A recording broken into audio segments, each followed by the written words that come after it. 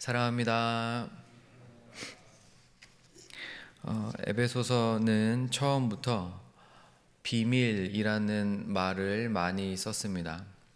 바울이 정말 성도들에게 알려주고 싶은 내용을 간절한 마음을 담아서 그걸 비밀이라고 표현을 많이 했습니다. 그래서 처음부터 인사말 끝나자마자 바로 1장 4절부터 하나님이 어떤 목적을 가지고 우리를 만드셨는지를 밝혀줍니다. 에베소서에 따르면 1장 4절 우리를 사랑 안에서 그 앞에 하나님 앞에 거룩하고 흠이 없게 하시려고 그냥 맨 처음부터 최종 목표를 밝히고 시작을 해요. 그래서 예정하셨고 자기의 아들들로 이미 삼으셨다. 이 이야기로 에베소서를 시작합니다. 우리를 사랑 안에서 거룩하고 흠이 없게 하시는 게 하나님의 목표예요. 이걸 위해서, 이걸 이루시기 위해서 성부이신 하나님은 창조 이전부터 그 영원 때부터 이미 예정하시고 작정하시고 창조를 이루시고 이미 그 모든 작정된 것들을 하나하나 섭리하심으로 온 우주 만물을 운영하심으로 이 목표, 우리를 거룩하고 흠이 없게 만드시겠다는 자신의 이 목표를 이루어 가고 계십니다. 이 목표를 이루시기 위해 성자께서는 이 땅에 직접 사람의 몸을 입고 태어나시고 인간의 몸으로 세상을 사시고 사시는 그 동안 하나님의 말씀에 순종하면서 산다는 것이 무엇인지 직접 보여주시고 이 땅에 있던 악한 세력들과 직접적으로 싸우시면서 이 땅에 승리를 가져오시고 직접 죽으시고 부활하셔서 첫 열매가 되심으로 그리고 지금 하나님 보좌 우편에 앉으셨다가 언제인진 모르지만 다시 이 땅에 심판의 주로 오실 것을 기다리고 계시죠. 이게 예수 그리스도의 사역이세요. 성령 하나님께서는 이 일을 위해 이 하나님의 창조 모든 일에 간섭하셨고 함께 사역하셨고 그리고 에베소서의 말을 빌리면 우리를 지혜의 영, 바울이 이렇게 표현해요. 지혜의 영을 너희가 좀 받아서 너희가 좀 성령을 받아서 눈이 열리고 하나님을 보았으면 좋겠다. 하나님께서 이 땅을 어떻게 섭리하시는지를 깨달아 갔으면 좋겠다. 이게 성령의 사역이세요. 이 에베소서 1장 4절에서 밝힌 그 목표, 우리를 거룩하고 흠이 없게 만드시겠다는 이 목표를 위해 삼위 하나님께서 함께 사역하고 계십니다. 그리고 이 목표를 이루어내고야 마실 거예요. 그래서 또 바울은 이 삼위 하나님을 이렇게도 표현합니다. 4장에 보시면 성령이 하나 되게 하신 것을 힘써 지켜라. 성령이 행하시는 많은 사역들 중에 하나는 죄인을 그리스도와 연합시키시는 거예요. 이게 구원받았다라는 말의 다른 표현입니다. 또 성령께서 하시는 일을 다르게 말하면 성도와 성도를 하나님의 사랑으로 묶으세요. 성도를 예수 그리스도를 닮아가게 하시는 것, 이 모든 것들이 성령의 사역인데 너희는 이런 성령을 받아야 한다라고 가르칩니다.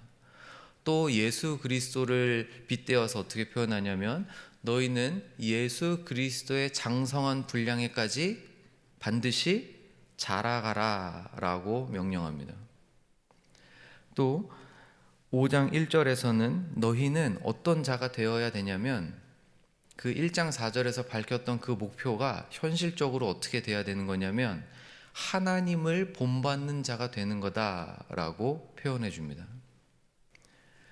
그 목표를 이루시기 위해서 삼위 하나님이 함께 사역하고 계시고 또 우리는 그 삼위 하나님을 힘입고 담고 자라가야 한다라고 말을 해주는 거죠. 이게 진짜 우리의 삶의 현실에서는 그럼 이제 어떤 모습으로 드러나야 되냐? 성령을 받아라. 성령을 힘입어라. 예수 그리스도에게까지 자라가라. 하나님을 본받아라. 말은 너무 멋있고 그렇게 돼야 하지만 그게 진짜 우리의 이 땅에 발붙이고 사는 이 현실에서 어떻게 되는 거냐? 직접적으로 바울이 아예 예를 들어서 설명을 해주는데 그 첫 번째가 아내와 남편의 비유예요.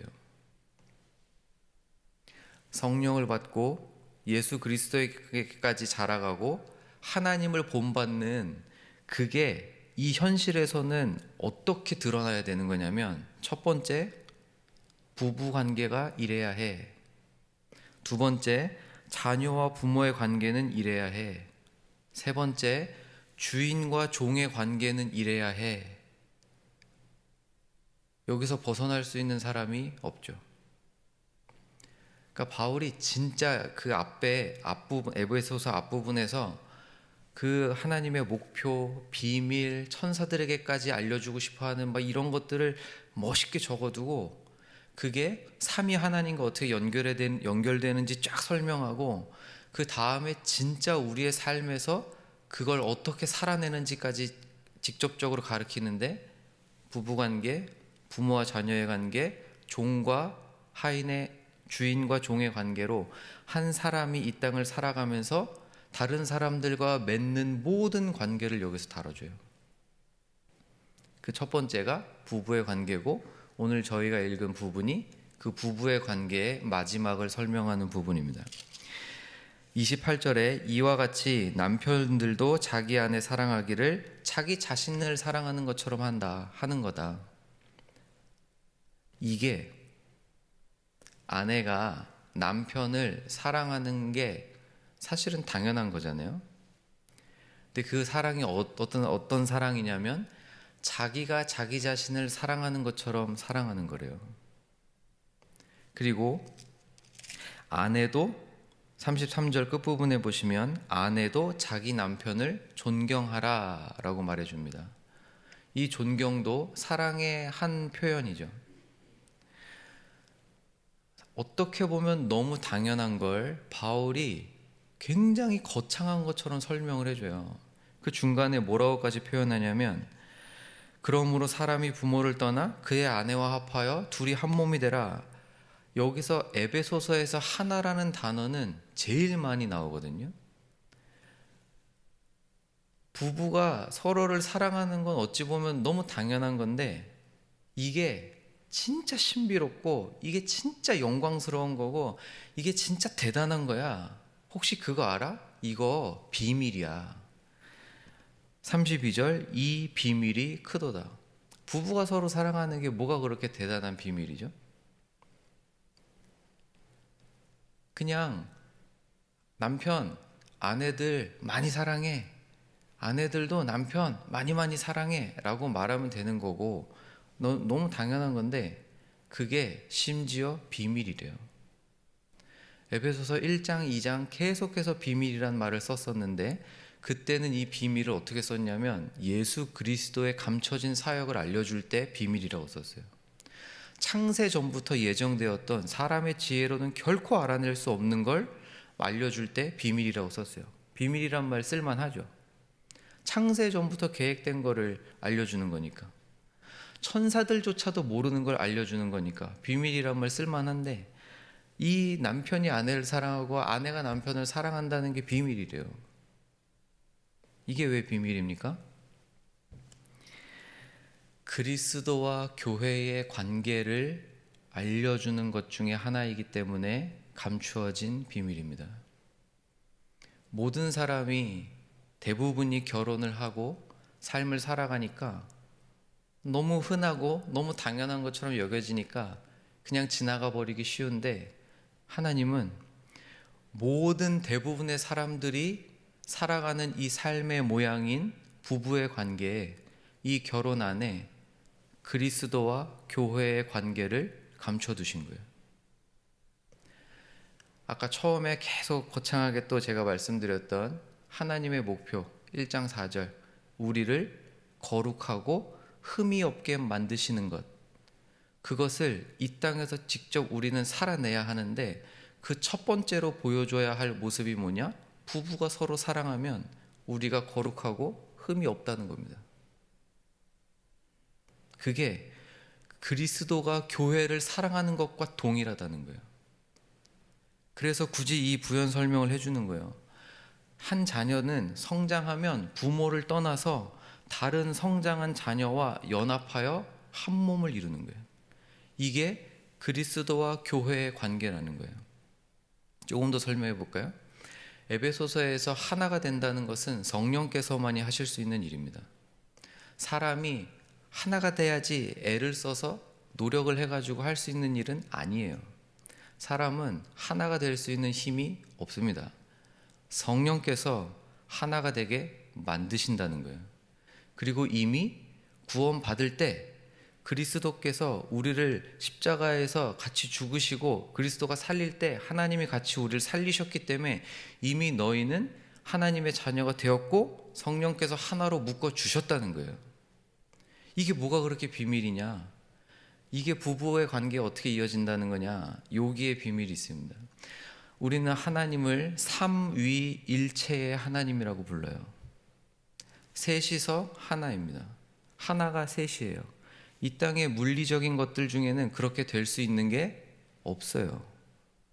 그런데 삼위가 하나이시고 하나가 삼위이신 하나님이 그 셋이 하나인 관계, 셋이서 하나가 될 수 있는 그 관계는 뭐죠? 저희가 하나님을 어떤 하나님이라고 부릅니까? 사랑의 하나님이라고 부르는데, 이건 단순히 그냥 미사여구가 아니에요. 그냥 멋있는 말 붙여드리는 게 아니에요. 하나님은 진실로 사랑 그 본질 그 자체이셔서 성부가 성자를 사랑하시고 성자가 성령을 사랑하시고 이 성령께서 성자와 성령을 사랑으로 하나 되게 하시는 것이 삼위일체의 비밀 중에 하나입니다. 그러니까 삼위 하나님의 사랑의 관계를 이 땅에서는 누리는 게 불가능한데, 원래 애초에 불가능한데, 그걸 잠깐이나마 이 땅에서 사람이 살면서 맛볼 수 있게 해주신 것이 어떤 관계다? 부부 관계라는 거예요. 그래서 둘이 연합하여 하나를 이루는 유일한 관계입니다. 삼위 하나님께서 하나이신 것처럼 부부가 둘이 연합하여 하나가 되는 것이 이 땅에서 삼위 하나님을 누리는 방법이에요. 하나님이 허락하신 유일한 방법이에요. 그래서 비밀인 겁니다. 둘이 연합하여 진정으로 하나가 될 수 있는 관계, 그게 부부 관계고 그게 그리스도와 교회의 관계라는 거예요. 그리고 그 교회는 성도들이 모여 있는 것이기 때문에 그 성도 다 다른 사람인데 이번에는 둘이 하나가 아니라 여러 사람, 구원받은 모든 자들을 성령께서 하나로 묶으셨기 때문에 이 성도들이 함께 하나가 돼요. 이게 교회이고 그 교회와 그리스도의 관계가 사랑의 관계라는 겁니다. 이걸 빗대어서 표현할 수 있는 게 부부밖에 없다는 거예요. 말씀을 정리해 볼까요? 사랑하는 여러분, 부부의 관계는 하나님이 직접 짝지어 주시는 것입니다. 성도라면 이 믿음이 흔들리면 안 돼요. 그걸 어떻게 그렇게 확신할 수 있습니까? 이 구절 때문에 그렇습니다. 이게 비밀이에요. 그리스도와 교회의 관계를 비유해 줄 수 있는 유일한 것, 부부 관계입니다. 남편이 아내를 사랑하고 아내가 남편을 존경하는 것. 단순히 많이 사랑하십시오, 사랑 안 하는 것보다는 하는 게 좋은 겁니다, 이런 수준을 말하는 게 아니에요. 그냥 조금 더 높은 도덕적인 수준을 가지십시오, 잘 참으시고, 막 그런 수준을 얘기하는 게 아니에요. 여기서는 삼위일체 하나님의 본질에 가까운 비밀을 알려주고 있는 겁니다. 사랑하는 성도 여러분, 둘이 연합하여 한 몸을 이루는 비밀이 부부의 관계이고 그 부부의 관계를 빗댈 수 있는 유일한 것이 그리스도와 교회의 관계입니다. 이게 삼위일체 하나님의 비밀 중 하나이고 이 땅을 살아가는 성도들이 누릴 수 있는 가장 큰 기쁨 중에 하나인 것을 믿으시기를 바랍니다. 성령께서 묶으신 거예요. 하나님께서 창세 전부터 예정하셔서 묶어두신 거예요. 이걸 위해 그리스도께서 죽으셨어요. 이게 오늘 성경이 우리에게 가르쳐주는 내용입니다. 단순히 남편 아내를 많이 사랑하십시오, 잘 참아주십시오, 그렇게 해야 되지만 그 정도를 말하는 수준이 아닙니다. 흔들리지 않는 믿음을 가지십시오. 내 아내, 내 남편, 하나님이 주셨다.